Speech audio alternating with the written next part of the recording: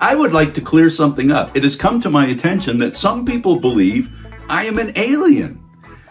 For the record, I am not an alien, but the confusion is understandable. Allow me to draw some distinctions. Number one, an alien is an organism. I am a disincarnate entity, except for the clothing. While I am here, I must observe some decorum. Number two, an alien is from outer space, somewhere in the material universe, whereas I am from the beyond, the infinite, another dimension, an abstract ethereal realm. You can call me an interdimensional being if you like. I'm not offended by that.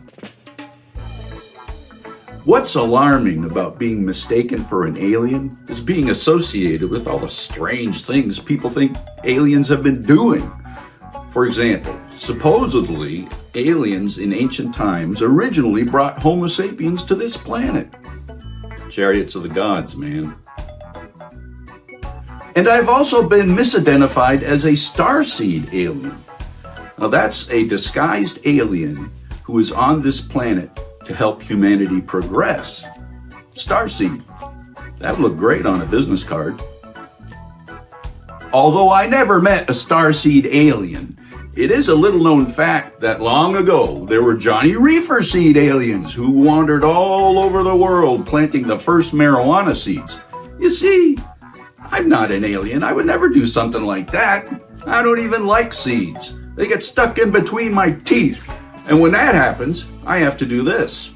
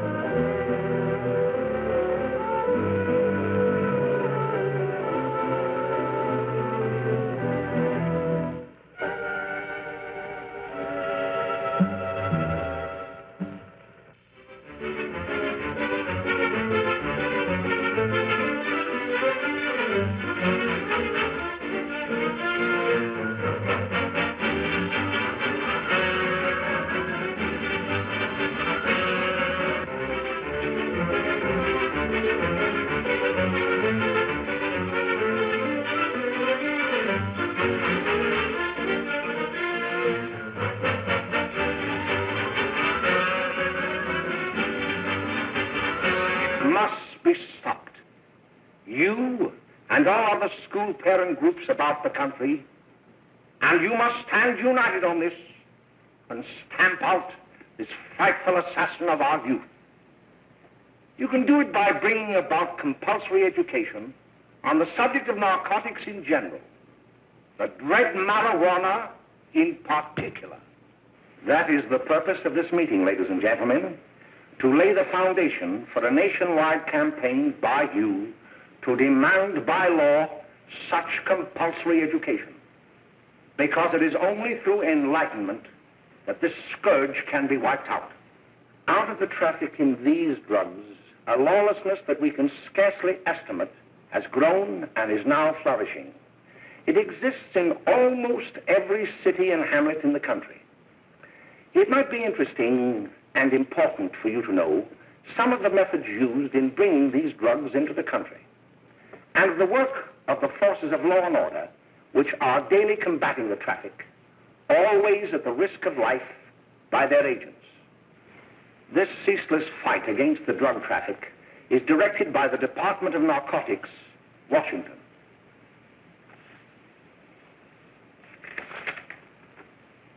I've received a letter of vital importance from a member of the Narcotics Bureau. I'm going to read this letter to you. My dear Dr. Carroll, the suppression of the use of marijuana and of the forces lurking behind it are the most important jobs this department is now engaged in. At the outset of this letter, there is one vital fact I would like to submit. There is a powerful agency. I speak of the school parent associations of this country, which can be invaluable in stamping out this scourge. Their help, their eternal vigilance, could be the deciding factor in our fight against it. The weed marijuana is grown in every state in the Union. Recently, in the city of Brooklyn, New York, a field of marijuana was found behind a tenement court. The weed was here being cultivated, regularly stripped and dried and sold in schools and at government army posts in and around New York. The dried leaves and berries are ground up and made into cigarettes by a simple hand machine. The deadly narcotic is thus quickly and easily prepared for its market. The sale of marijuana is even more difficult to detect and halt than the traffic in drugs such as opium, morphine, and heroin. They are hidden in fake jewelry cases, in the heels of shoes, women's shoes especially, because the drugs can be secreted in false heels. Hollowed shaving brushes are another medium. Books with false centers are often used. Watch cases are convenient hiding places. The value of drugs thus seized is enormous. Recently, a huge supply of heroin was taken. It was concealed in an apparently harmless shipment of 35 barrels of olive oil. The deadly drug was burned in the incinerator of the Bureau of Engraving and Printing. And more vicious, more deadly even than these soul-destroying drugs is the menace of marijuana. No doubt many of you do not believe that these things do happen, but they cannot happen to you. You may also believe that the facts have been exaggerated. Let me tell you of something that happened right here in our own city. You probably read about it in the papers. However, I'll give you the real facts behind the case. There was an apartment near one of our high schools. It was run by a woman known as May Coleman. It's May's Place, starring May Coleman and Jack Perry. Brought to you by Oops, a Doobie Punch.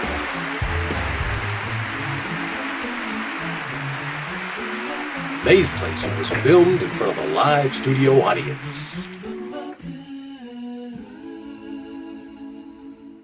Hey, come on, May, get up.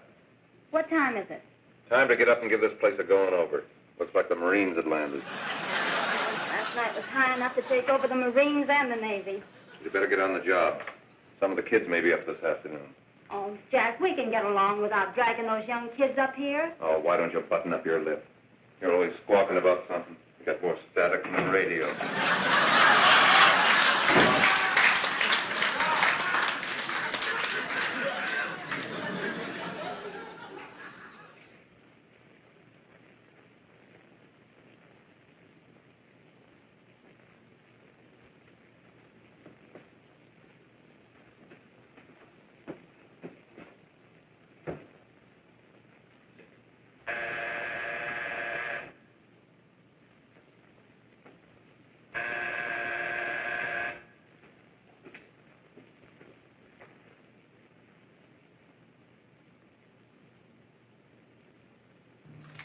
I don't want to freak you out, but I'm in here too.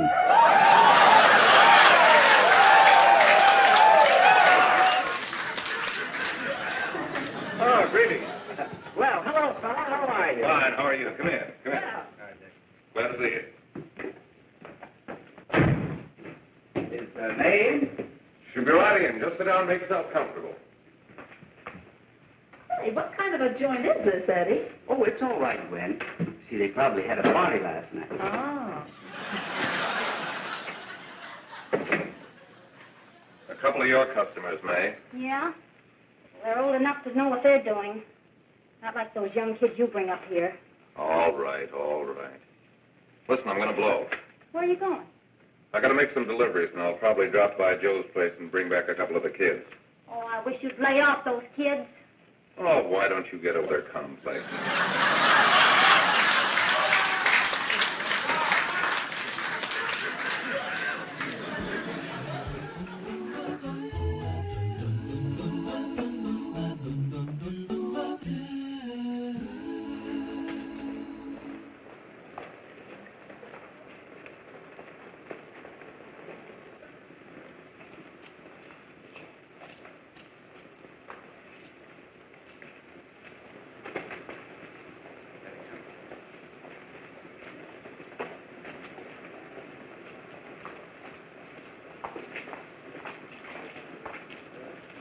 Oh, by the way, Ralph, I'm sort of getting a little party Saturday afternoon over at my grandmother's. You know, the place with the swimming pool? Like to come? Thanks, Eddie. Maybe I will. I'd sure like to have you. Okay, I'll probably drop over. So long, Ralph. See you later. Hey, Ralph. Hi, kid. Fine, Jack, and you? Oh, great. Where you heading? Oh. Hey, how do you like that?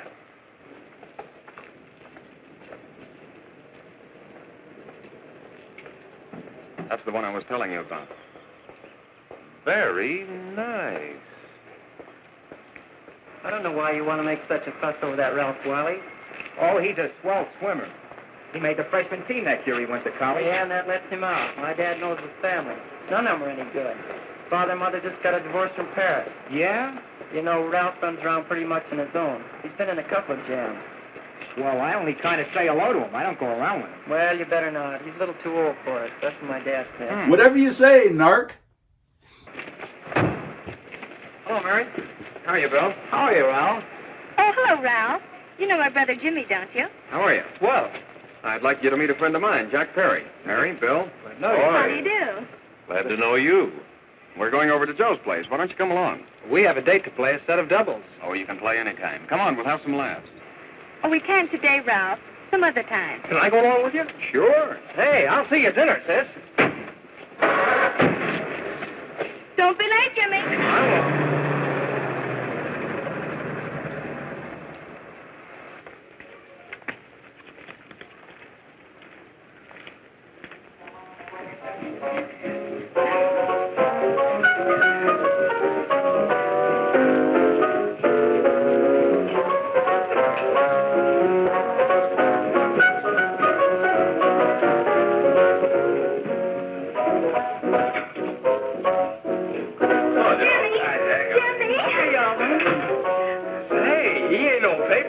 Why, don't you know him? That's Hot Finger Friday. Boy, he really swings out hot with a mess of jive. You want to dance? Do it.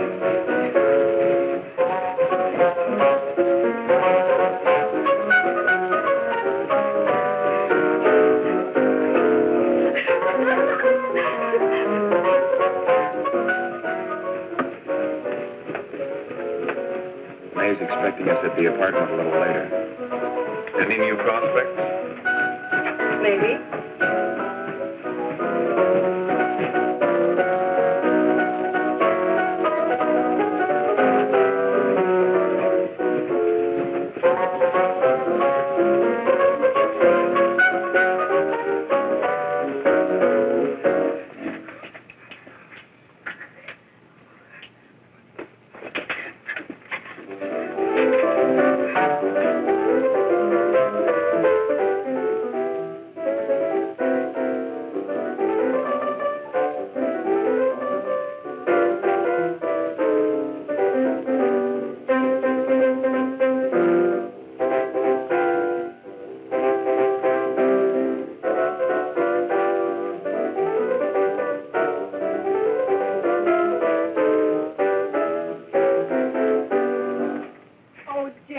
You're wonderful.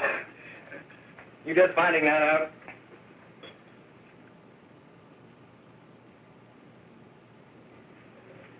Why can't we go now? Sure. Hey, kids, we're having a little party up at my girlfriend's apartment. Wouldn't you like to come? Oh, I'd love to. You want to come, don't you, Jenny? Oh, sure. Any place with you. Well, come along. We can all go in my car.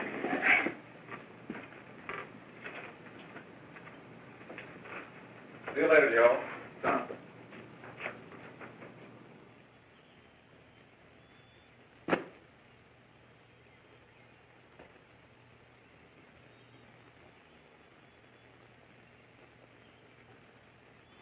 It's sweet of you to help me, Bill. Well, I'll try anything except domestic science. Why, Bill, don't you want to learn something about running your own home? The answer is no. You know, after that session we had yesterday, I went home and told Mother that the trouble with her pot roast gravy was she hadn't added 3 heaping teaspoonfuls of olive oil. What did she say? She didn't say anything. She just threw me out of the kitchen. What a bitch! Hello, children. Hey, Mrs. Lane. Hello, Mrs. Lane. That was sweet of you, Mother.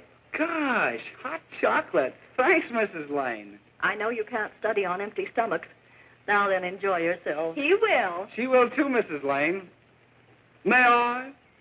Oh, thank you, kind sir. You're so very, very kind. Mary, before we do that math, how about reading some of this? It's swell. Romeo and Juliet. Don't you like it? Uh-huh. You know, when I study this, I kind of think of you. I just sort of feel as though you're there beside me. Well, listen. It is my soul that calls upon thy name.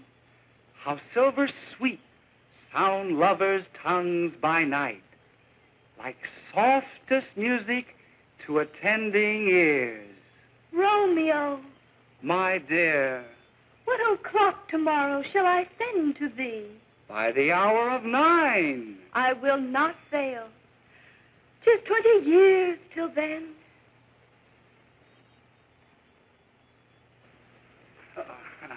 Well, I'll see you tonight, Mary. Goodbye, Mrs. Lane. Goodbye. Goodbye, So Bill. long. Gosh, oh! Oh, Bill! Oh, I guess I'm all right. Well, bye. Bye. Hey, Daddy! Oh, Julie. Well, hey.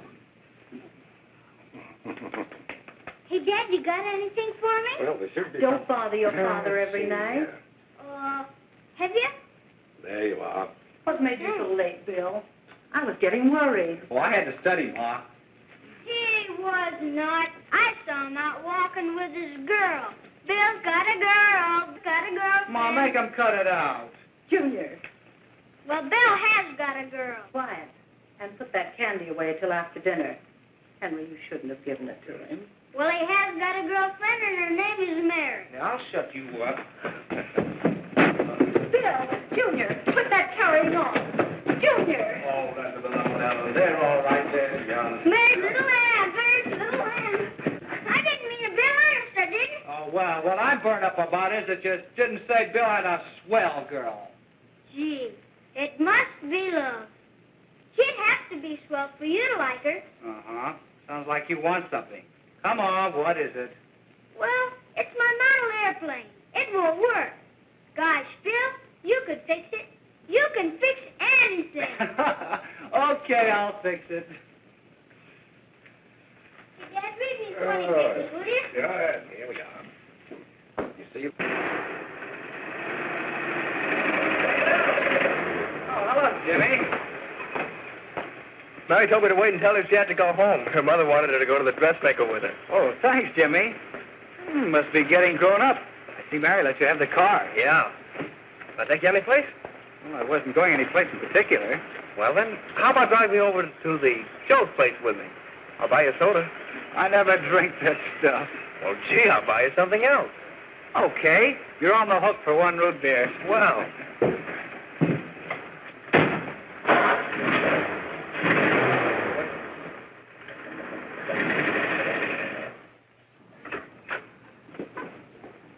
Hi, Bill. Hi, Jimmy. Hey, Jimmy. Jimmy. Hello, Bill. Come on, slide in. Hello, Blanche. Hello, Ralph. How are you? Well, Blanche, how have you been, Ralph? Hello, Jim.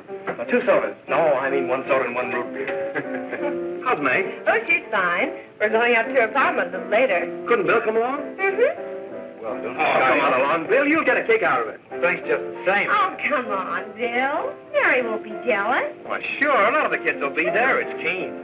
Well, I don't know. I really shouldn't. Well, okay.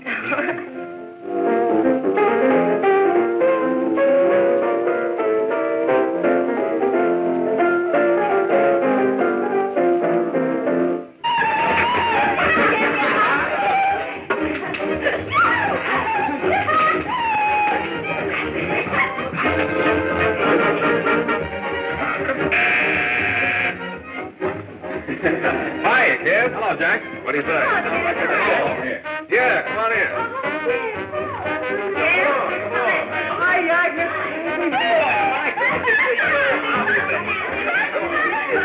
Come on, Bill. Don't stand there.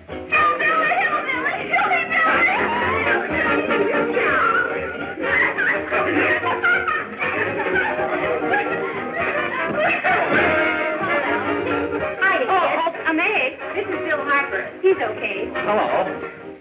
Well, if you say so, it's all right with me. I'll be back in a minute. Hiya, kids. How you doing?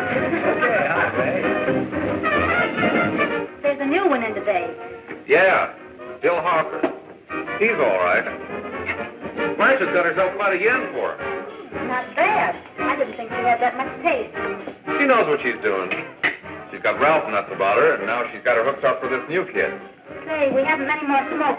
You better run over and get some. Why couldn't you find that out when I was here this morning? Now I've got my car in the shop. Well, what of it? That kid out there, Jimmy, he's got a car. He'll take you. Oh. Come on, get going. Hurry up.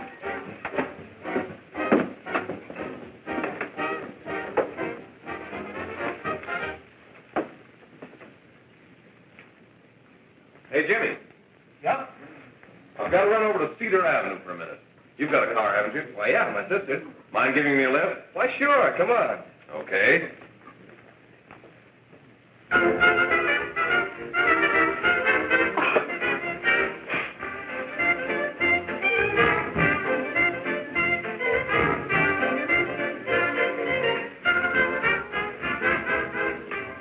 No, thank you. Well, here we are. Oh, thanks. Oh, May, don't forget me. I never forget you. Oh, here. If you want a good smoke, try one of these.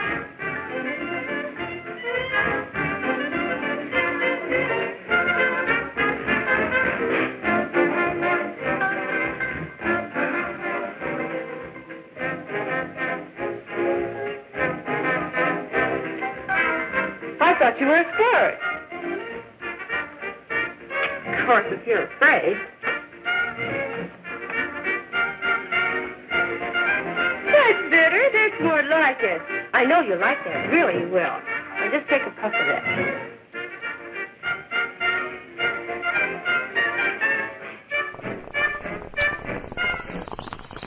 Back to all this alien stuff.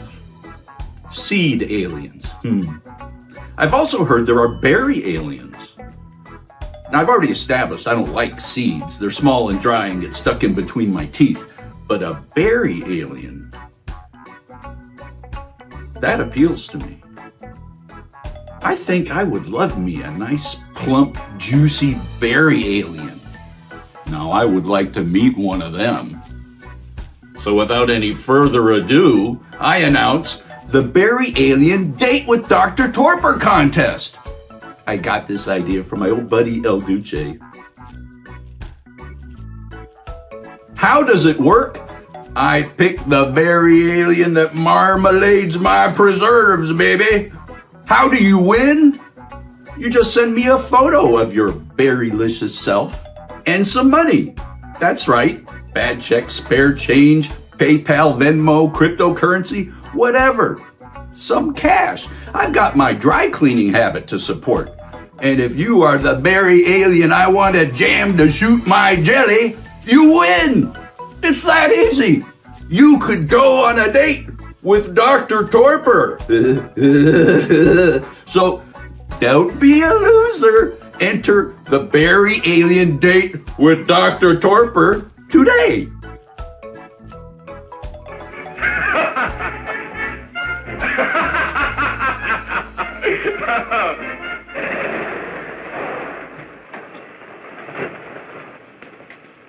Just be a minute, kid. Hey, Jack, give me a cigarette before you go, will you?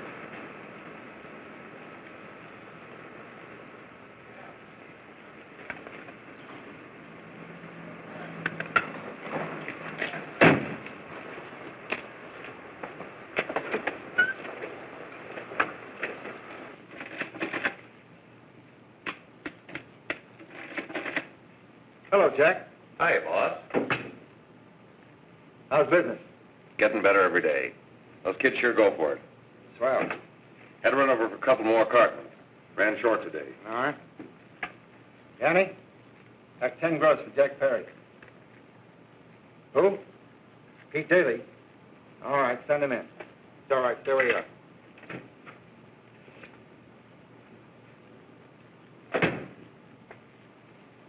I want to talk to you. All right, go ahead. Jack's okay. What's the beef? Listen, you never heard no beef when I had to sell that rotten gin. You're after the dough, aren't you? Yeah, but I don't need dough that bad. Taking two-bit pieces from kids. There are millions of two-bit pieces just begging to be taken. Don't be a dope. I'm just dope enough to draw the line selling hop to kids. All right, Pete. You know what my policy's always been. If the boys are not satisfied, I'm always glad to have them retire. Retire permanently. So long.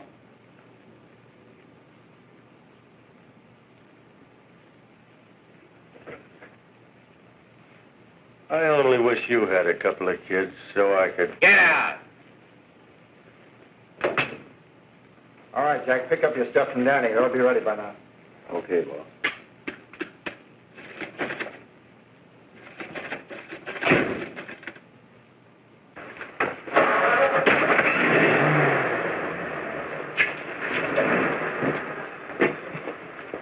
Let's go, Jack. I'm red hot. Better be careful how you drive it. The first thing you know, you'll be ice cold.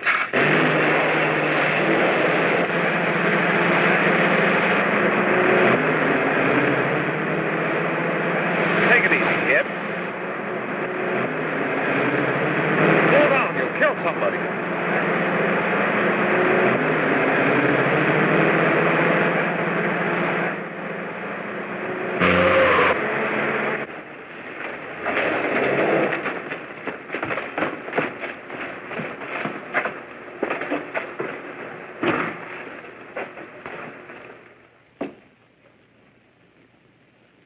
Mary, you're not eating your breakfast again. Bill Harper hasn't been around lately. Anything wrong between you two? Why should there be anything wrong? There shouldn't be, I'm sure. And whatever it is isn't serious, I know. I'm sorry, Mother, for snapping at you like that. Don't worry about it, dear. Why don't you speak frankly to Bill? He'll be honest whatever the trouble is. I'm sure Bill Harper never lied about anything. Yes, that's right. Bill's mother says he never lies. There, you see? You think it'd be all right if I speak to him about it? Why, of course.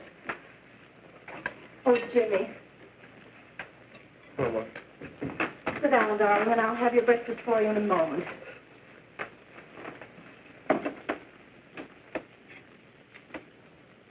Jimmy, there's something worrying you. What have I got to worry about? Why don't you tell me? Well, for Pete's sake, don't start to cross-examine me, will you? I'm all right. Jimmy! Don't let Mother see you like that.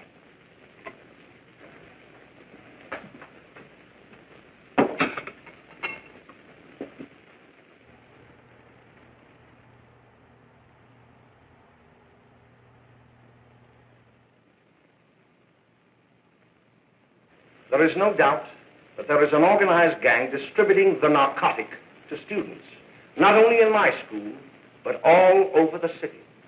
You government men have got to find some way to put an end to it. Of course, I agree with you, Dr. Carroll. But do you realize that marijuana is not like other forms of dope? You see, it grows wild in almost every state in the Union. Therefore, there is practically no interstate commerce in the drug. As a result, the government's hands are tied. And frankly, the only sure cure is a widespread campaign in education. Oh, it's all right to talk about education, Mr. Wyatt, but we educators can't do anything until the public is sufficiently aroused. Let me show you something.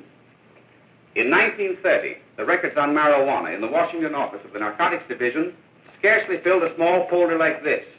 Today, they fill cabinets.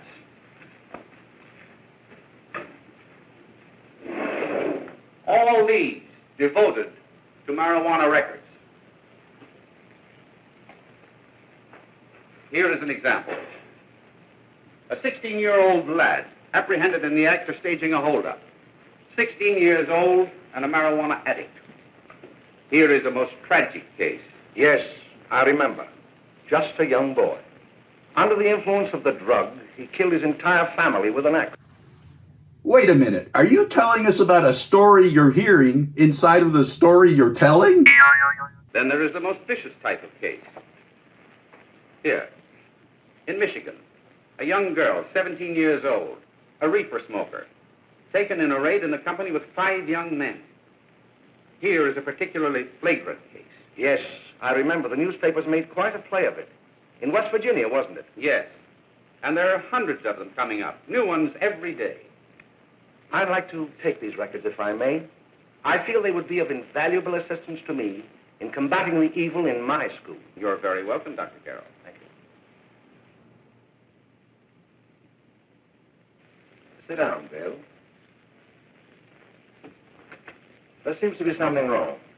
What is it? You were always a fine student. You always had excellent grades. Well, I guess the work is getting a little harder, Dr. Carroll. No, it isn't that. Bill, I'd like to help you. But of course I can't unless you let me. You're undermining your health. Well, there's nothing, Dr. Carroll. Really, there isn't. I'll study harder, honest. Honest? If you were being honest with me and honest with yourself, I'm afraid you'd tell me an entirely different story. Bill, I'm going to ask you a straightforward question. And I'd like to have a straightforward answer. Yes, sir. Isn't it true that you have, perhaps unwillingly, acquired a certain harmful habit through association with certain undesirable people? You're talking about the pickleball, right? Oh, no, sir, I haven't, Dr. Carroll. Well, that is, you see, I'm worried about something at home. All right, my boy. We'll just have to let it go at that. But remember, if you ever want to confide in me, no one will ever be the wiser. Well, thank you, Dr. Carroll.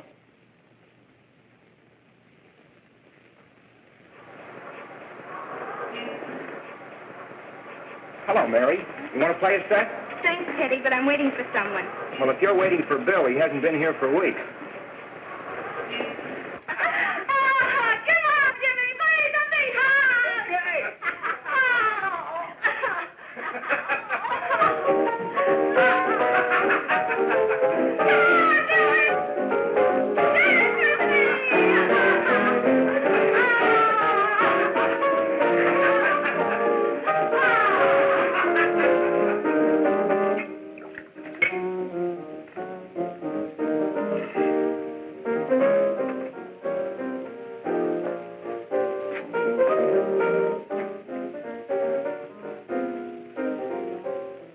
Didn't take that new kid long to catch on. Don't take any of them long.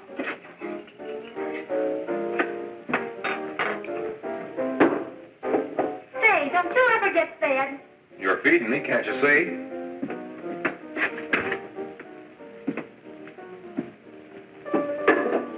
Give me a knife and a fork, will you? Get it yourself.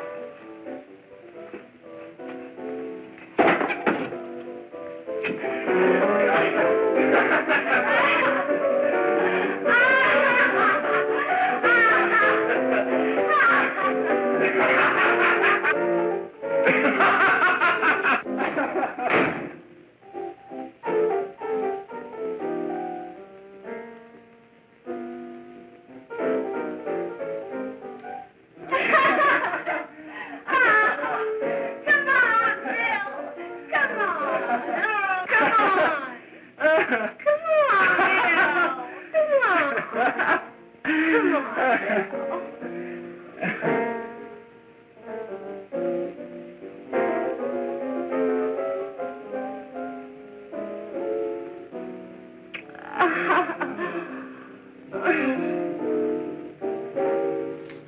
don't want to freak you out, but I'm in here too.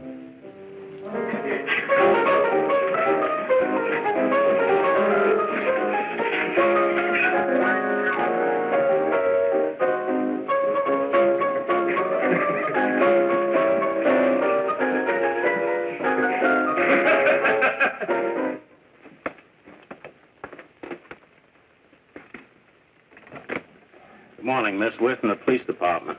Good morning. We're tracing a hit-and-run driver. Someone caught the license number at the place of the accident but didn't get it quite right. So we're checking all numbers like it, and yours was one of them. Well, I'll try to help you. You remember what you did on the 29th of last month? Oh, that was the day before Mother's birthday. Oh, yes, I remember that because I left school and went directly to the dressmaker's with Mother. I was there all afternoon. Did you happen to loan your car to a couple of men? No, I had the car all afternoon myself. Well, thanks, miss. Sorry to have troubled you. Tell me, was the person killed? Fortunately, he wasn't, but that's still no excuse for hit-and-run driving.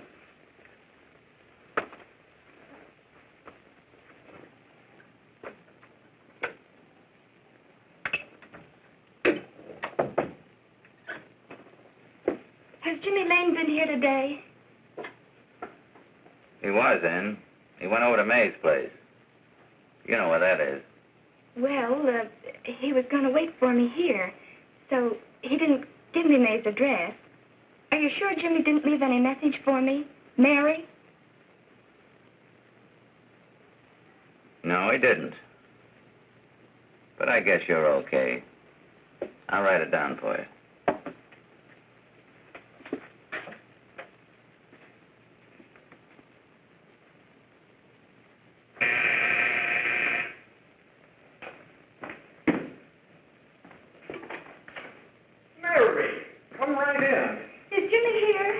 He's around somewhere.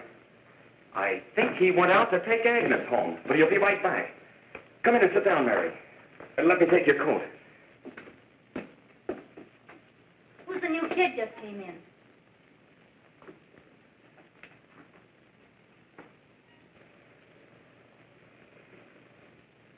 Oh, it's that gal that Ralph's gone overboard for. It's funny, we've never been able to get her up here before.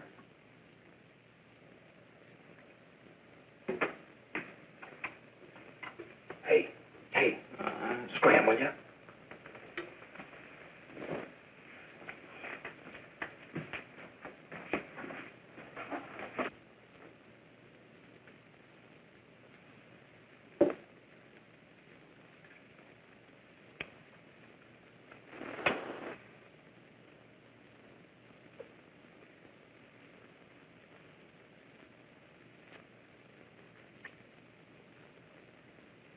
Smoke, Mary? Thanks. Are you sure Jimmy will be back soon? Sure, any minute.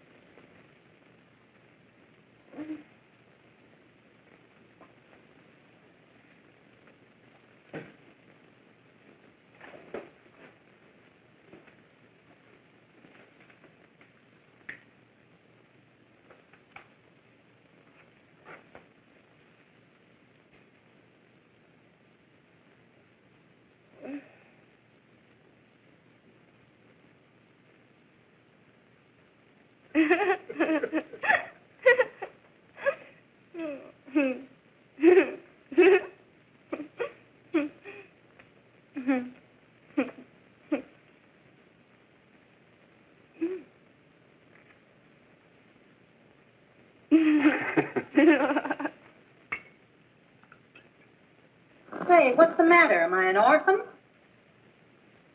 Where do you put it? You got a hollow leg? Thanks, dear.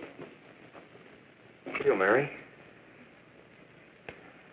Oh, Mary, give me a Don't. Mary. No, don't. Please, Oh, Mary.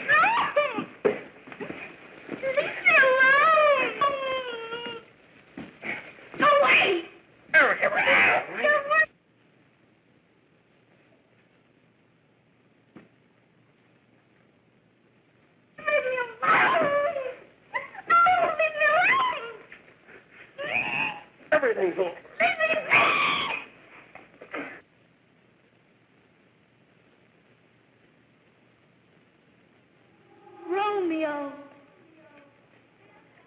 what o'clock tomorrow shall I send to thee? It's sweet of you to help me, Bill. Oh, thank you, kind sir.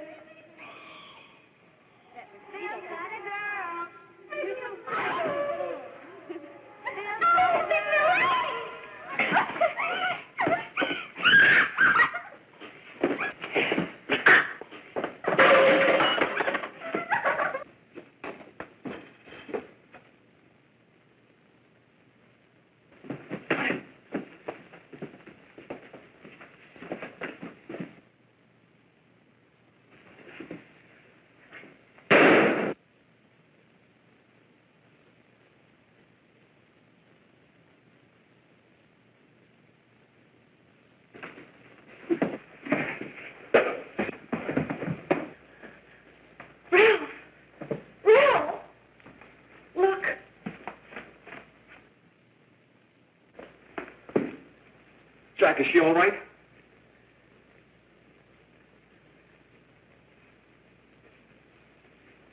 She's dead. Is there a cure? May, get me some water. Now listen, you two. I want you to get out of here. Get out of here and forget you're ever in here today. I'll handle this. Now get going.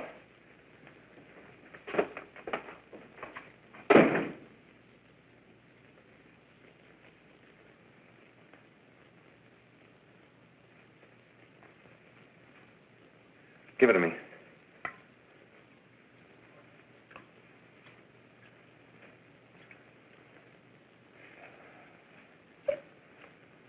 Here.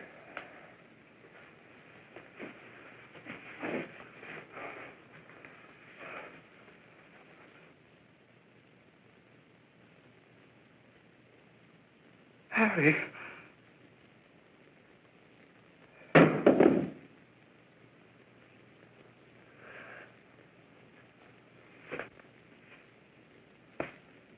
Mary.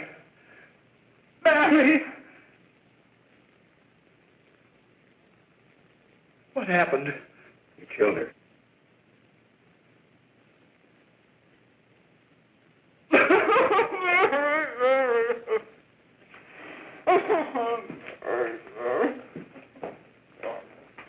Look. After I scram, you call the cops. And this is your story. Remember it. These two kids came up here for a couple of beers. You were out in the kitchen, you heard the shots. When you got in here, that's what you found. Just stick to that story. Mary! Mary, speak to me. Mary!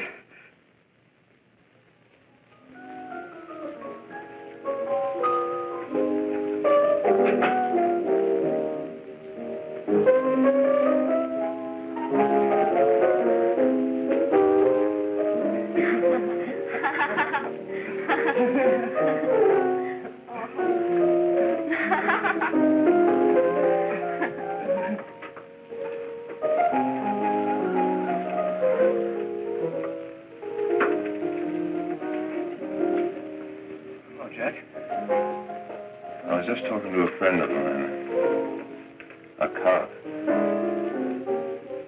sergeant on the homicide squad. The guy you hit that day died. Died? You didn't... No. I didn't crack. I'm not going to. Nobody will ever know you were driving that car. Well, thanks, Jack. Just as long as you keep your mouth shut that you were ever up in May's apartment. Why, sure, Jack, sure. Okay.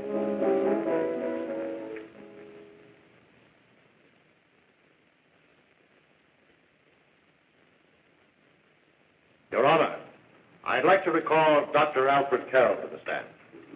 Call Dr. Alfred Carroll to the stand.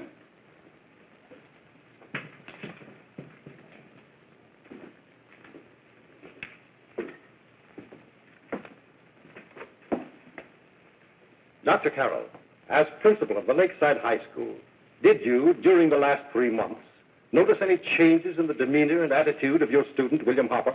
Yes, in a number of things. For example, at times disassociation of ideas. In another instance, I happened to attend the recent interscholastic tennis matches. And while Bill Hopper had been considered an exceedingly good player, I saw him miss the ball by as much as 3 or 4 feet. This, I understand, could be attributed to the use of marijuana.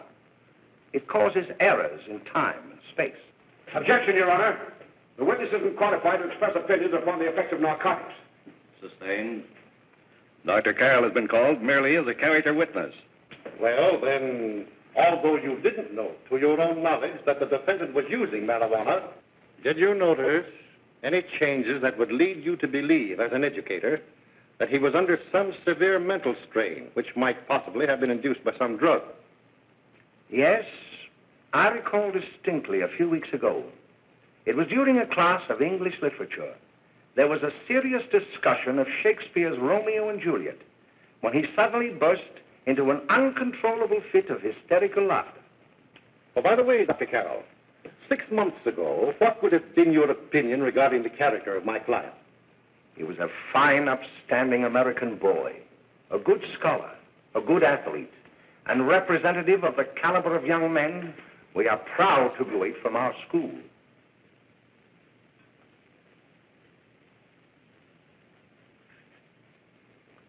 Oh, snap out of it, will you? It's not our fault.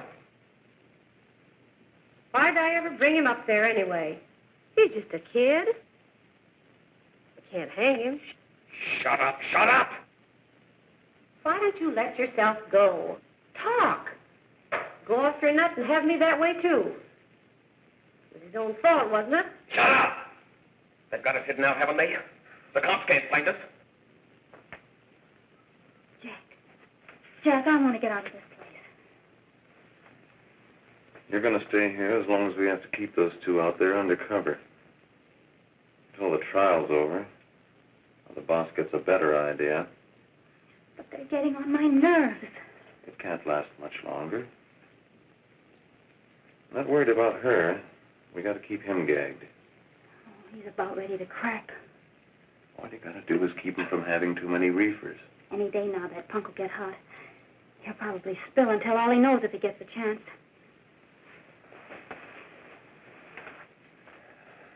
I don't think he'll get it. I'll see you later. Where are you going? I'm going to see the boss.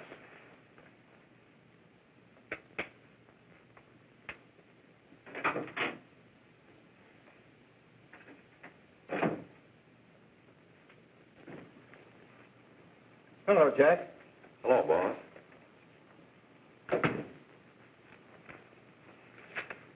What are we going to do about that Wiley guy? Still jittery, huh? I don't know what the punk's going to do. Keep feeding him those hot sticks. That's what May's been doing. That's no good.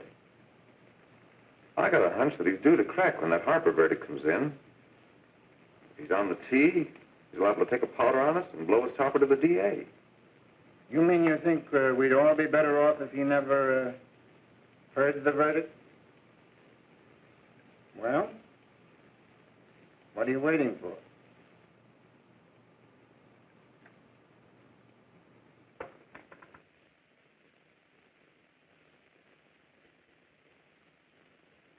You, ladies and gentlemen of the jury, have a duty to perform. A duty to yourselves and to our community. Mary Lane is dead. The evidence you've heard at this trial could not have failed to convince you of the guilt of the defendant. By his own admission, he pressed the trigger of the weapon that sent lovely and innocent Mary Lane to a tragic and untimely death. We are not so much concerned about the motives behind the deed as to the deed itself. While the defendant has told you that he saw someone attacking Mary Lane, and that his mind went blank from that moment on, the defense has been unable to produce one witness to substantiate that statement. Now, ladies and gentlemen of the jury, you have heard able men testify at this trial, Men who have tried to bring out the fact that the defendant might have become momentarily insane when he fired the shot that killed Mary Lane. But the defense has been unable to prove that he was insane. William Harper was sane when he visited the apartment where the tragedy occurred. He was in the habit of visiting the place. He was sane when he went into a bedroom with another young woman. You've all heard what went on in that room. You heard it from the defendant's own lips. Involved as he was in a tawdry love affair, Mary Lane was in the way. She had found him out. In a moment of anger, he deliberately and willfully killed her. If such deeds are permitted to go unpunished, this community would cease to be a decent and safe place for us or our children to live. I do not believe I have to plead or even demand that you bring in a verdict to punish the defendant for the crime that he has committed against society. You are upright citizens. That is why you were chosen to judge another. And as honest, upright citizens, there is only one verdict which you can find, and that is a verdict of guilty. And this court will be adjourned until the jury's verdict is reached.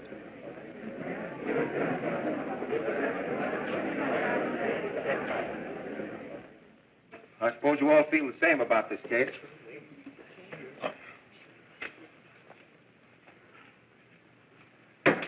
But he might have been insane when he did it. No, he wasn't. He knew what he was doing.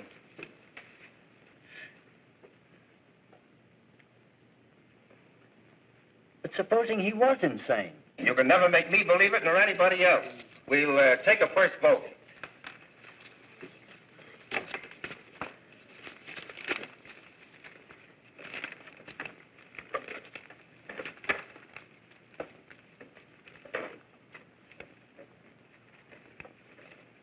$11 for conviction, 1 for acquittal.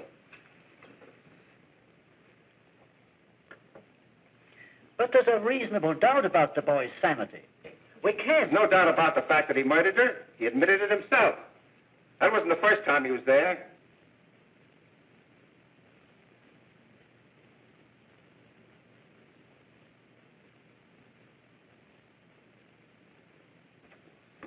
We got to make an example before boys like that contaminate all of our children.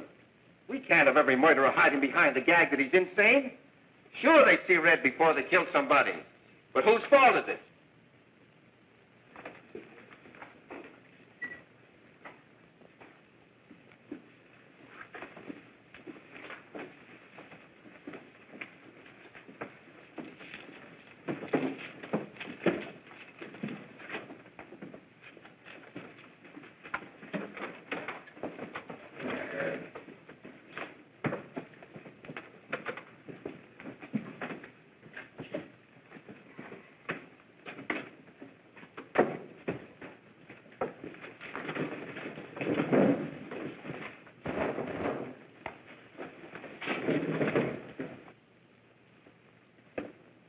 Have you reached a verdict? We have. The defendant will rise. What is your verdict? We find the defendant guilty as charged.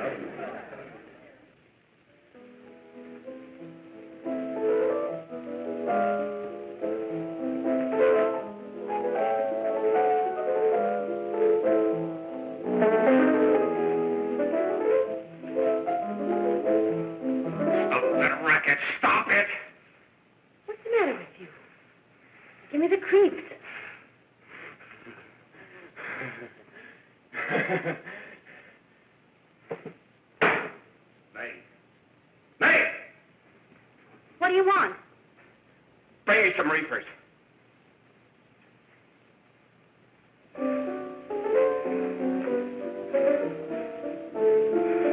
They're going to hang him.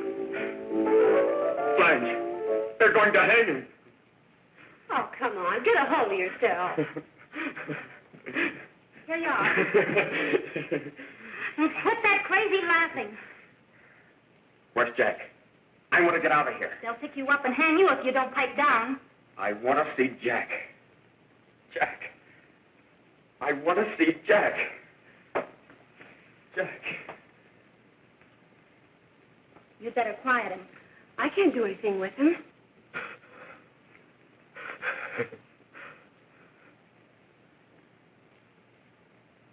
I've got to see Jack. We can't let that kid hang.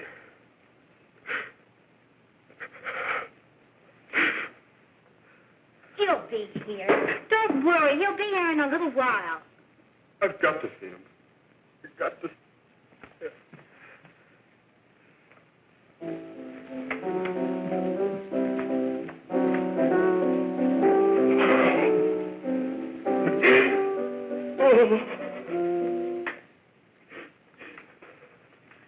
Come on, darling. Everything will be over soon. Do you want me to play something for you? Yeah, that's it. Play something. All right. Come on.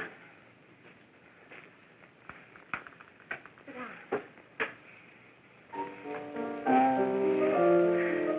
Honey, give me a smoke, will you?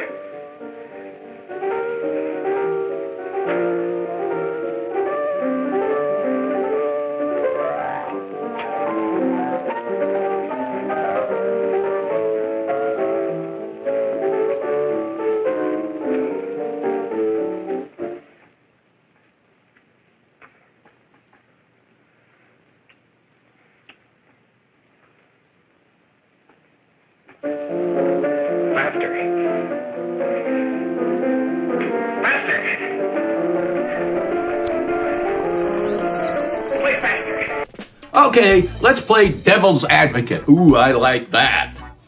For the sake of argument, let's say ages ago, you were originally brought here by aliens, and those aliens also sprinkled the original marijuana seeds. And now, you are currently being monitored and guided by seed and berry aliens. Well, that makes some good trail mix. So now, there are cannabis dispensaries everywhere, so you can achieve higher alien consciousness and advance your mental evolution. Let's just say that is the case. Then why is it all so clandestine? Why don't they just come out in the open with it and make it public? And what are the aliens getting out of this? There must be some benefit for them to be going to all this trouble. And whatever they are getting, they're taking without you even knowing about it. Right out from under your nose. And you have no say in the matter at all. This is what the early U.S. colonies called taxation without representation. And those colonists responded to that with the Boston Tea Party. I advise that you unilaterally terminate this surreptitious alien rule by throwing the earthly pot party. And don't be so dumb as your forebears and just toss the stuff into the drink. Burn all that weed in a mountain-sized bonfire so you can blow that smoke all over the world and everyone can enjoy it. A nice global high, courtesy of your unwanted alien occupiers. Thank you very much. And tell those aliens not to come back until they're prepared to be transparent about their colonial interests in your planet.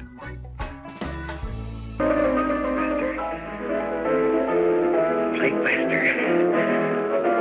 Faster.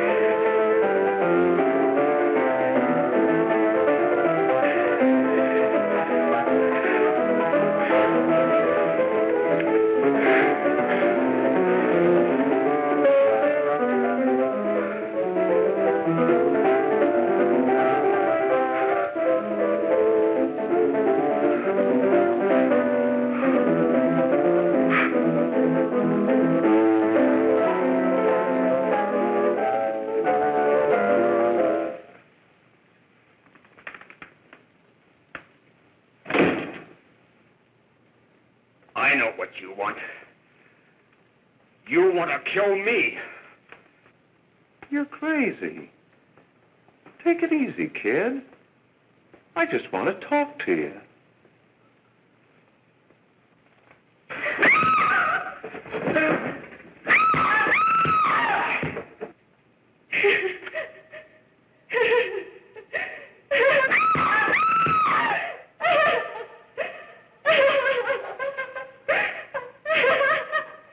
Hurry! There's a terrible fight going on. Yes? Apartment 32.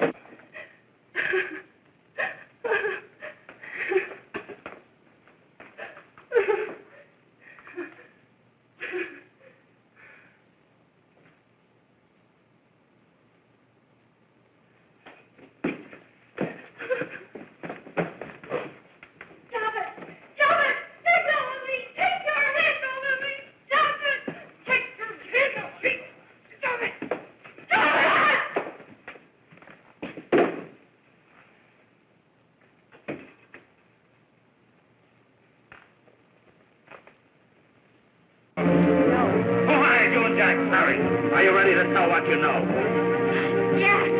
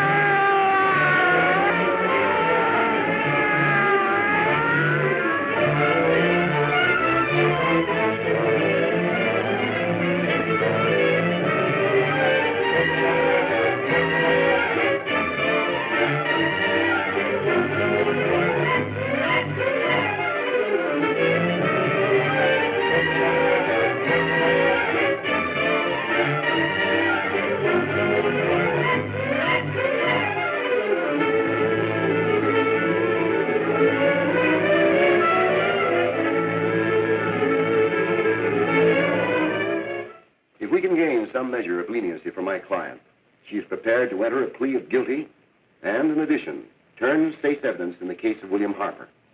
I regret that this court is not prepared to bargain with justice. I'll tell anyway. I was there. I saw it. I know who killed Mary. And I'll tell you who killed Mary Lane. It wasn't Bill. It was Jack. Jack Perry. He shot Mary, and then he put the gun in Bill's hand. We were all at the apartment one afternoon, and Mary came in looking for her brother. Bill and I, we'd been in another room. And Bill came in, he caught Ralph with Mary, and they started to fight. But it was Jack who had the gun. He was going to hit Bill over the head with it to make him stop. And then the gun went off. I saw it. I can see it now. It was horrible. And before we knew it, Mary was dead. But you see, Judge, Bill didn't know he hadn't killed Mary. He was so doped up, they made him think he had. Ralph wanted to tell you, too. Oh, if they'd only let him. But this is the truth, Judge. I'm telling you the truth. After Jack saw the poor thing was dead, he put the gun in Bill's hand. It was Jack's fault. And it was my fault, too. I got all of them to come up to the apartment. I'm just as much to blame. I am. Do I understand you wish to plead guilty to a charge of fostering moral delinquency in the case of William Harper? Yes, I'm guilty. I am. Prepare a statement for signature. And also an order setting aside the jury's verdict in the case of the people versus William Harper. In the interests of justice, I shall direct a verdict of not guilty.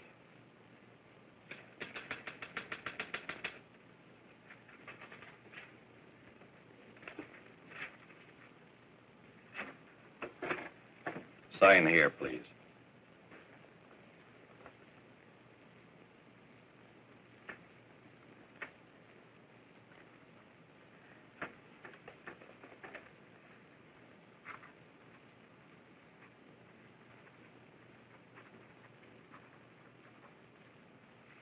You shall be brought into court on Thursday, the 17th, when sentence will be pronounced.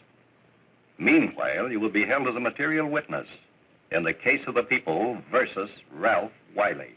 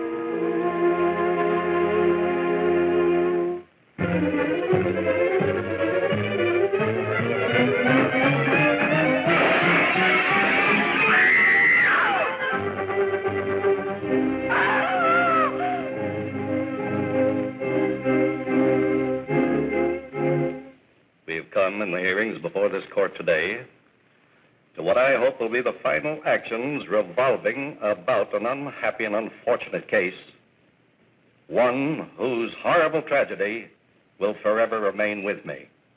I am happy to have been enabled, before it was too late, to order the verdict of the jury in the case of the people versus William Harper to be set aside.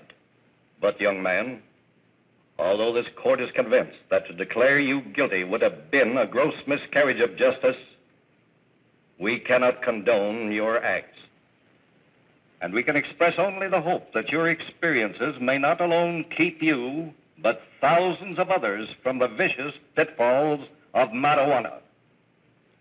Thus, I am ordering you to remain in this court during the next case, so that you will be obliged to witness what you yourself so narrowly escaped. Call the case of the people versus Ralph Wiley.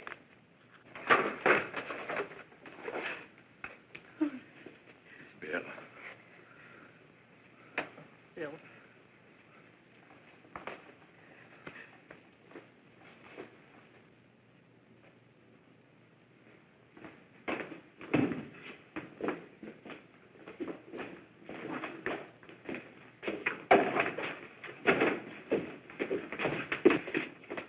Your Honor, in this case, the state waives trial of the defendant, Ralph Wiley. It is recommended, Your Honor, that the defendant be placed in an institution for the criminally insane for the rest of his natural life. Defendant counsel joins the state in this request. Since counsel for the defense, as well as counsel for the state, seem to agree on this, I see no reason why the request should not be granted. That happened right here, to your neighbors. It is not too much to say that in your hands lies the possibility of averting other tragedies like it.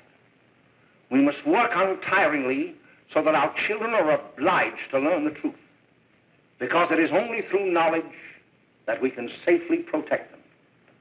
Failing this, the next tragedy may be that of your daughter, or your son, or yours, or yours, or yours.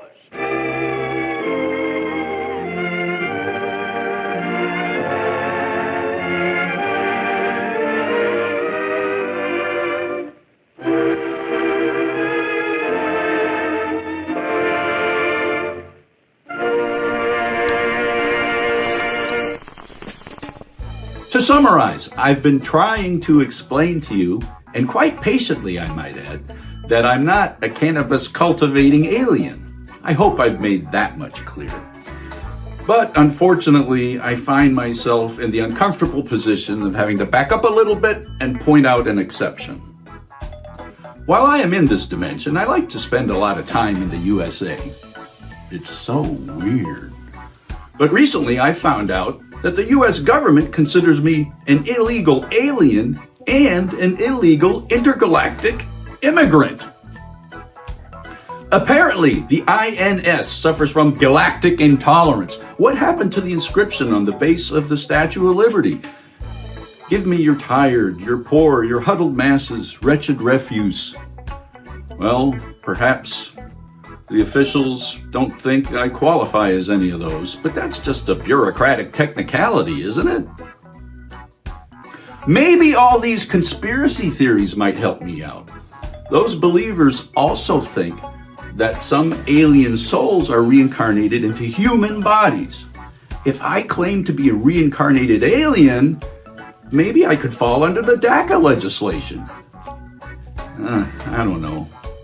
I never liked reincarnation. It doesn't make any sense to me. You escape one carcass just to get trapped in another cadaver. What's the point? I mean, they might as well call it reincarceration. In any corpse, Dr. Torpor saying, stay in contact with the infinite.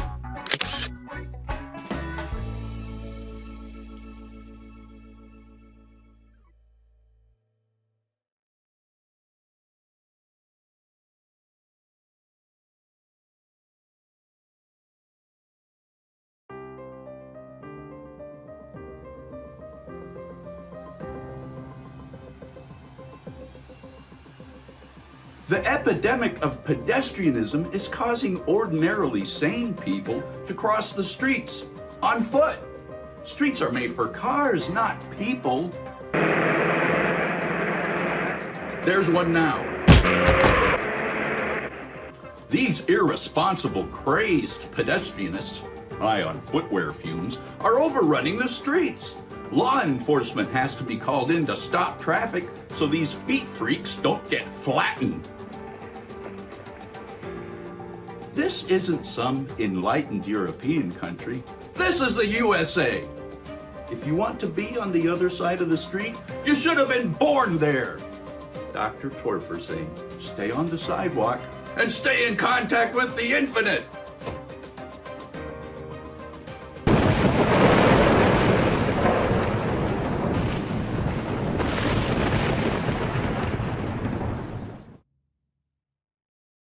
You need to see Jack. Meet Jack. Fine, Jack, and you? Young people need to see Jack. Hi, kid. Hello, Jack. What do you say? Yeah. Jack is generous. Just be a minute, kid. Hey, Jack, get me a cigarette before you go, will you?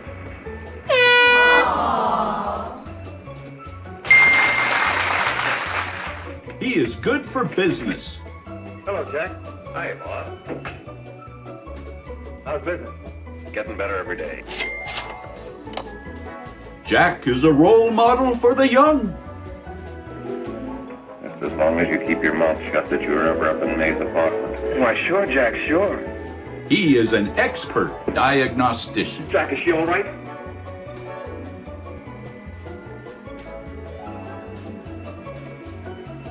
She's dead. You need to see Jack. I want to see Jack. Jack. I want to see Jack. Everyone needs to see Jack until you don't need to see him anymore. I just want to talk to you.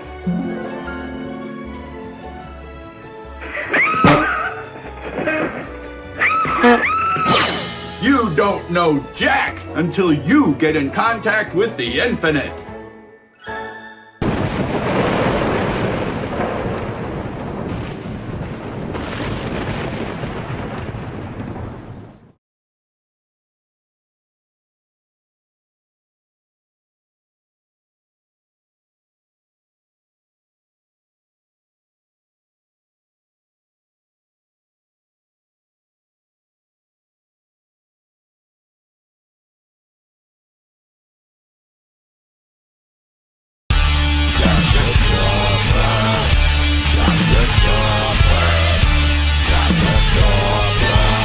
Stay in contact with the infinite.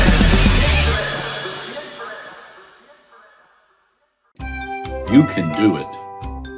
We are going to fix this today. There is hope for you. Welcome, parents, teenagers, offspring, people. With the teenager, disobedience may, at first, manifests itself in little ways. However, this is a slippery slope. Such behavior must be addressed quickly before your child becomes a real pest. Say good riddance to sleepless nights with Dr. Torpor's Eternal Rest mattresses with built-in soothing massage action. So comfortable, you'll feel like you're floating on air. I'm Dr. Torpor. If your teenager gets crabby, don't let them stay up past their bedtime. And you, stay in contact with the infinite.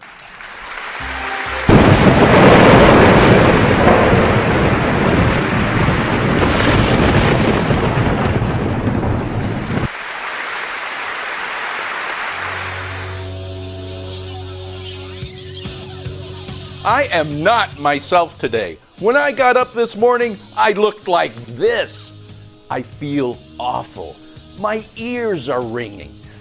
People keep on shouting. Why must you keep on shouting? What? Even my scalp hurts. It feels like it wants to grow hair. And I have terrible heartburn.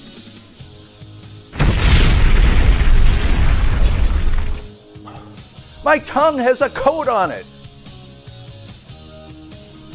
Probably from licking the necks of too many bass guitars. And I have severe insomnia.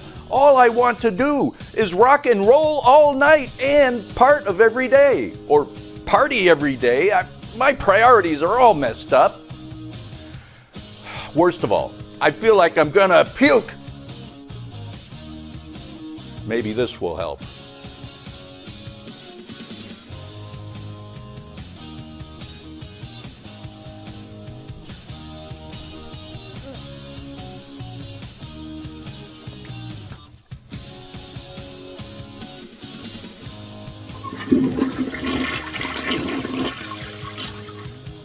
I feel much better. The 1970s were a great time to get in contact with the infinite.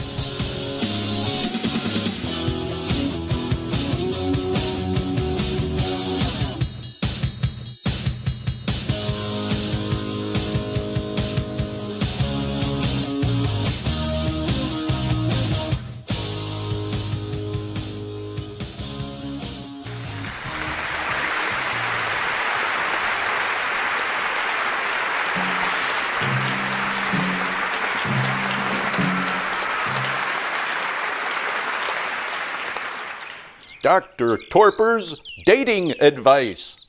The big picture.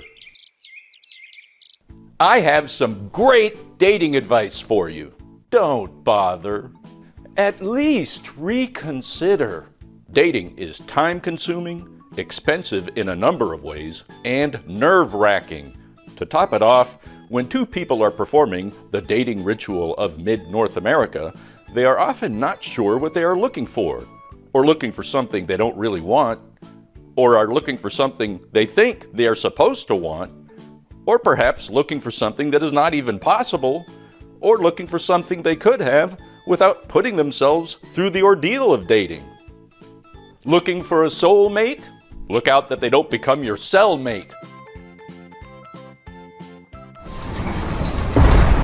Dating. For what?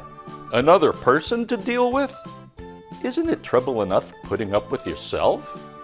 I tell you, what we can do with the body and the mind of man. And don't even get me started about Valentine's Day.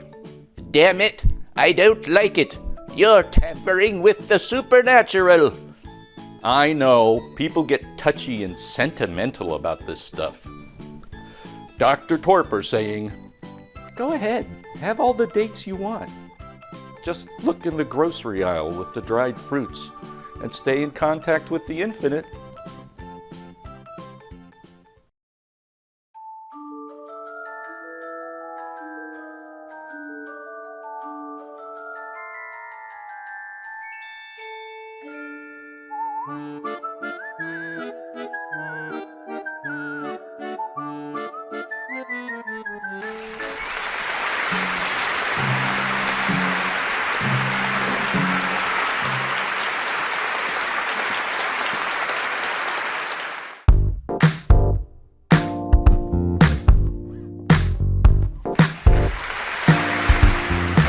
Today we're discussing Pamela, a young 20-something from a good family.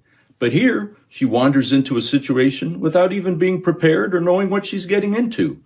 Before you participate in a venture, be sure that you will make a positive contribution and that your involvement will add value.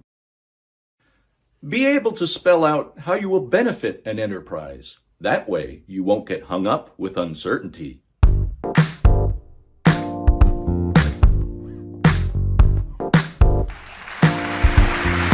It is important to respect other people's privacy. This young woman had a negative reaction to having the door opened unexpectedly. Next time, the young man could be more considerate. Knock first. Be thoughtful, and you won't get a cold reception.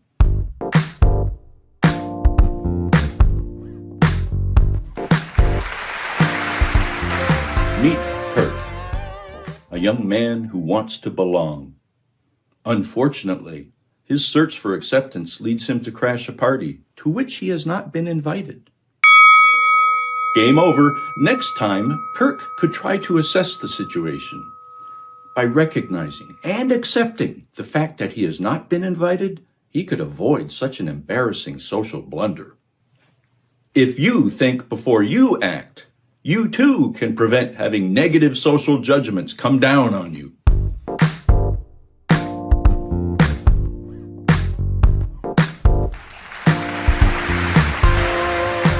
These 5 young people just barge into the Sawyer's house unannounced.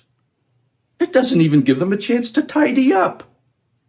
If you must drop by unexpectedly, always, at least, please call first.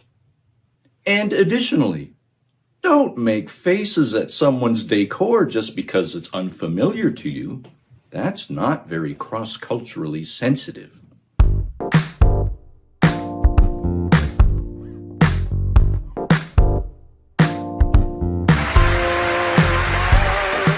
We are about to watch a young man make a bad decision.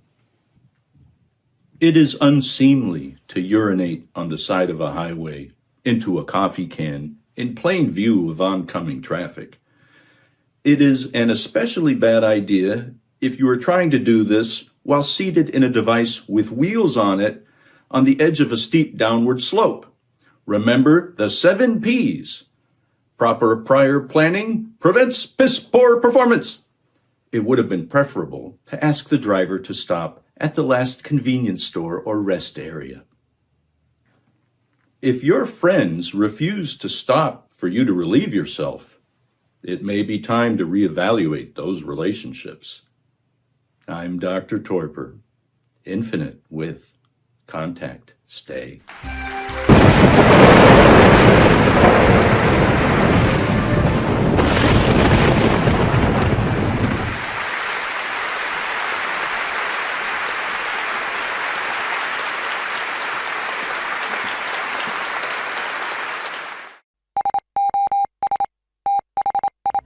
Torpor Torpum, spinning discs all day on my Kenner closing play. Now that's a golden oldie. If you remember that one, you might be spinning in your grave. But now that you're dead, you're in music heaven because I'm spinning the top 7 hits of the infinite, that is. Starting us off is a melancholy number by Worth, Robbins, and March, The Sound of Goodbye. Sounds like a funeral march. The saddest melody is the sound of goodbye. That was sad, all right. I hate long goodbyes.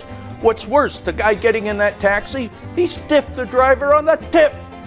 Forget about the tip. Let's keep moving to the top of the countdown with a song that wasn't only made for the radio, but was made by the radio. A jazzy tune by Stan Loon and his goon platoon, titled That's Funny.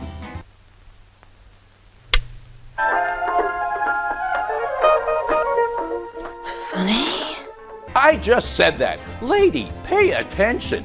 Focus your attention on this. Burning up the charts at number 5 are those wild women from a prehistoric planet, baby, bringing you fire.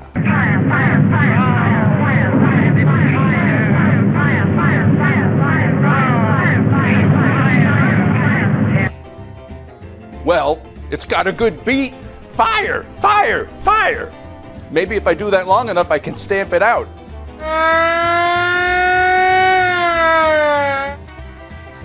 That's appropriate, but you can't stamp out rock and roll. So brace yourself for another crazy chick. High Priestess Mama Le Tahama, cooking up that good old voodoo magic.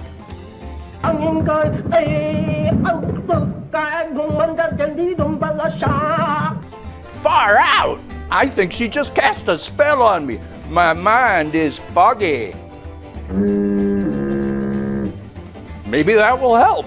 At number 3, Eric the Phantom and his pipe organ orchestra telling you to reveal yourself.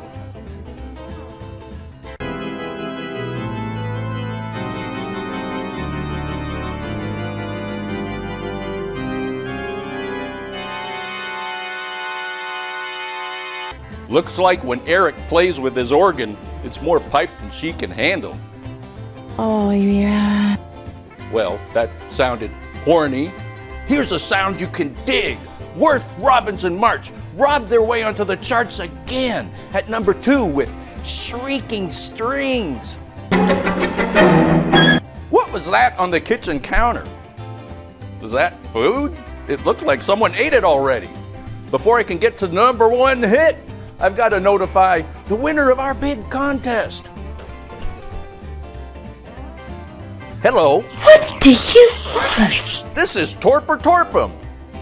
Congratulations, you're the grand prize winner. A lifetime supply of Excedrin and earplugs. Stupid prank! She might need that someday. There's an election year coming up. And speaking of elections, here's the song you listeners have voted as the number 1 hit. The sound that won't let you down. Louis Forbes doing The Bat.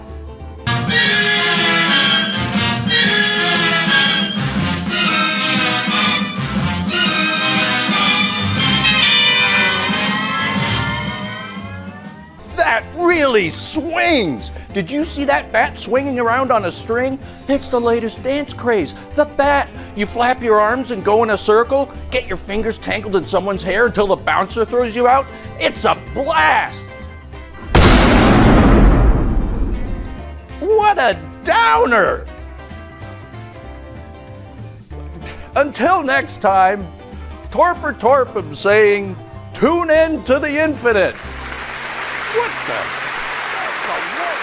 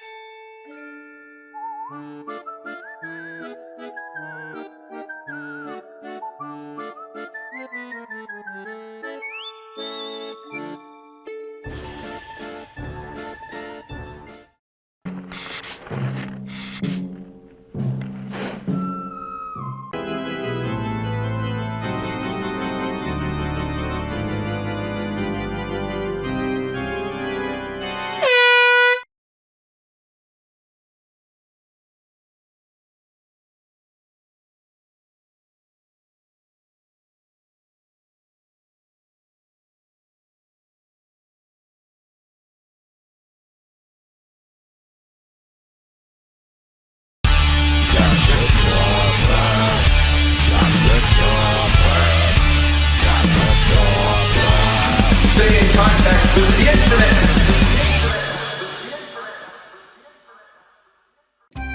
You can do it. We are going to fix this today. There is hope for you. Thanks. Welcome back. Would you like to manage your emotions better so you don't lose your head? Time to recognize the mind-body connection so you can take the path to oneness. Otherwise, your mind and body may become so separated that you're beside yourself. Time to take a step back and observe what you're doing. Take a holistic approach to life. To do otherwise is rather irrational.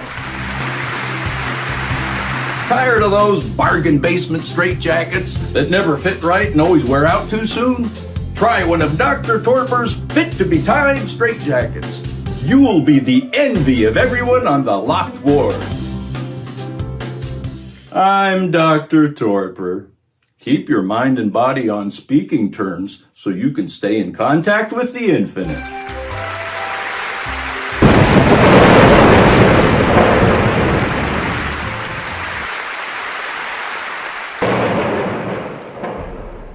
We are going to watch 3 tragedies unfold. 3 catastrophes that could have been avoided, all due to a failure to listen and be curious. This is from the 1968 Peter Bogdanovich film, Targets.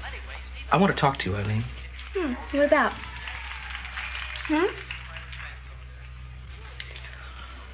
I don't know what's happening to me. Why? I get funny ideas. Like what? Oh, you mean like that I shouldn't go to work tonight? Does this run look too bad?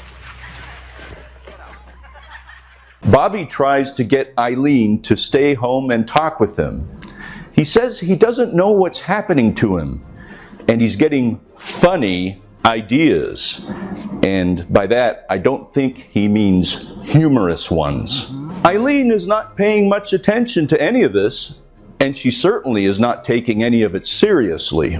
After this, Bobby goes on to commit what today we call a mass shooting. No, I really want to... I got some bad ideas in my head. I just...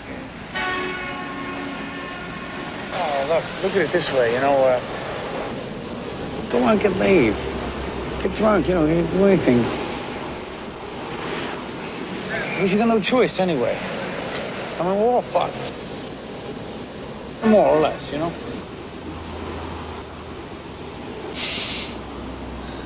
I don't know, that's about the dumbest thing I ever heard.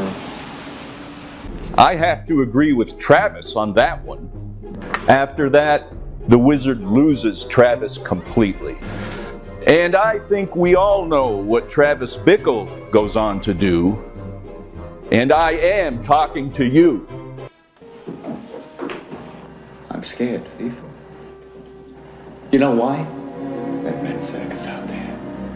I'm beginning to enjoy it. What is this, Bunny Week? Look, any longer out on that road and I'm one of them, you know? A terminal crazy. Only I got a bronze badge to say I'm one of the good guys. You know?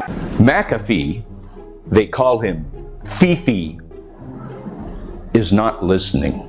He is not respecting Max's decision. When Max says he's scared about how he's starting to enjoy high-speed chases, Fifi does not take that at all seriously. Ultimately, Fifi talks Max out of resigning and then yells after Max, telling him that he's hooked on the very thing that Max is wanting to escape. And I really wish Fifi would put on a shirt. The lesson here: when someone has difficulty expressing themselves and gets vague, it may be because they really want to tell you something that is happening with them, but they're afraid to, or they're having difficulty putting it into words. When this happens, pay attention, get curious, don't make assumptions, and try to draw them out. Now, don't get the wrong idea. I'm not saying that all your friends and everyone you know is a potential mass murderer or a self-destructive maniac. What I am saying is this: sometimes the people we care about might be experiencing very painful things that we cannot imagine. They may be embarrassed or ashamed to tell us about these things.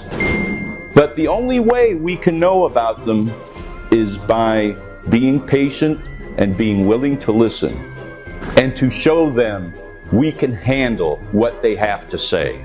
Once that happens, then we're in a position to help.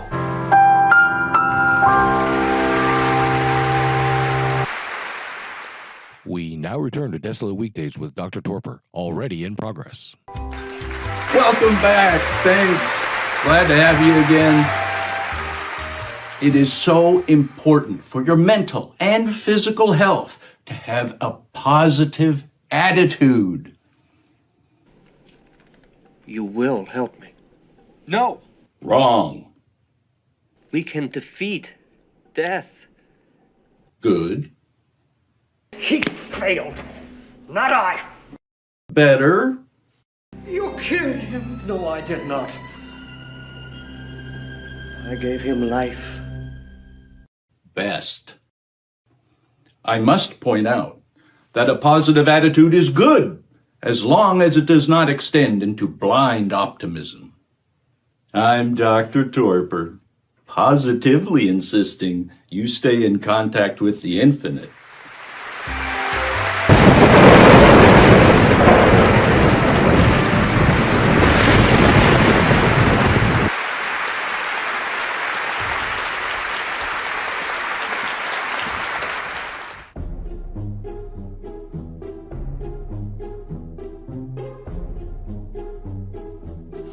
Welcome to Dr. Torpor's Theater of Fate. We're going to visit a family's home, meet a young boy, but the tarot has revealed unto us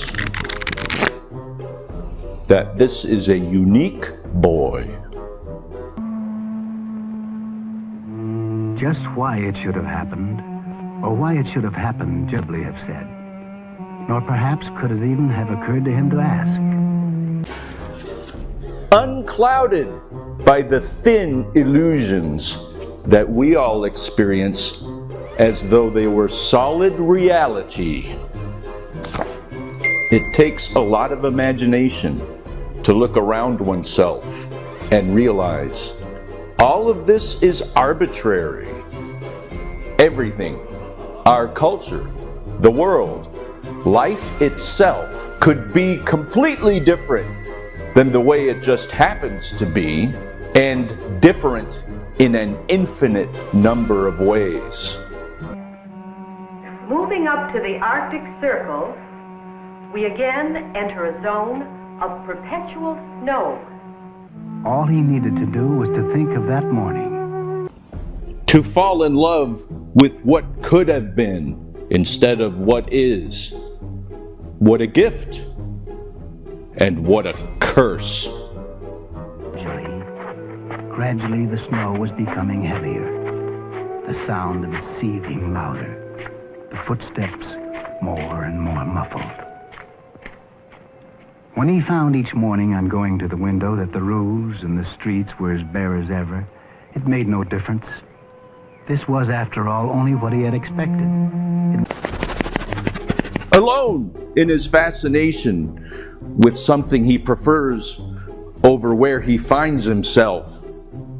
And this love continues to grow. How was one to explain?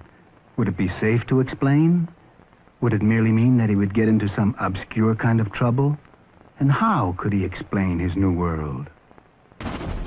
He would like to explain it and share it, but it is so difficult. Perhaps even impossible. And would others even hear him out? Or would they impatiently dismiss what he has to say and tell him to accept reality? Perhaps you'll come out of your daydream long enough to be able to tell us, won't you, Paul? It is what we now call the Hudson River. And? He thought it was the Northwest Passage. He was disappointed. Thank you. Yes, come out of your daydream. Resign yourself to the way things are. Don't be stuck in a fantasy. Join the human race. But Paul is disappointed with the world in which he finds himself. Paul, you're making this very painful for your mother. What are you thinking about?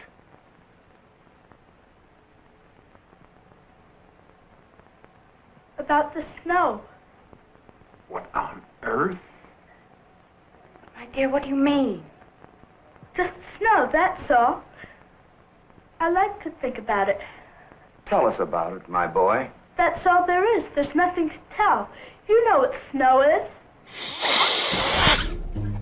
inevitable frustration with those who don't, won't, or can't understand. To most of us, what is here now seems like the only thing that is and that can be possible.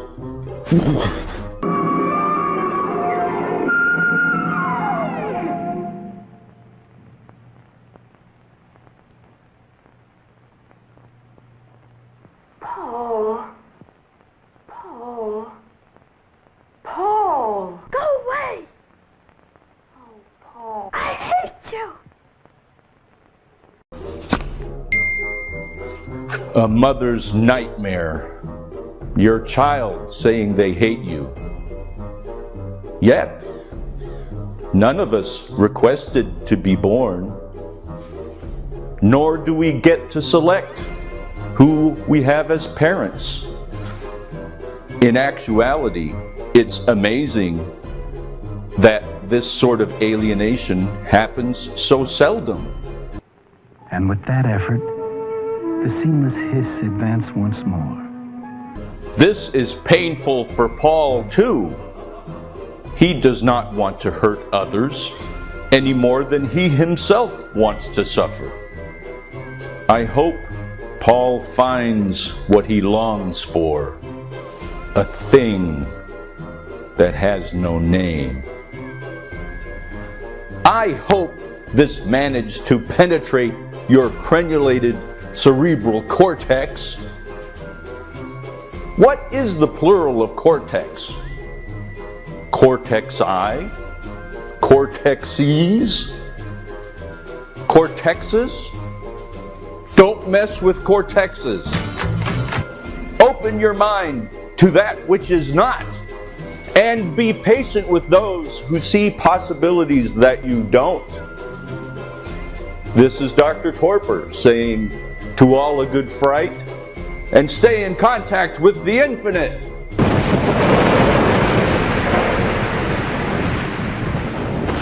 Now return to Desolate Weekdays with Dr. Torpor, already in progress. Thank you. Welcome. Nice to have you back. In my work, I constantly see people struggling to cope with painful emotions, and I want to give them relief as quickly as possible. One day, I recalled something my learned colleague Dr. West told me. All life is a physical and chemical process, correct? As a result of that wise guidance, I developed the purifier. Troubled by guilt, shame, stupid things you did in the past? The purifier filters the contents of your brain and cleanses them. Your thoughts start off gross and dirty, end up clean and purty. Unpleasant emotions are evicted by an evacuating vacuum action. I'm Dr. Torpor, the purifier. For only 3 easy payments of $149.99. It's vacuous. And stay in contact with the infinite.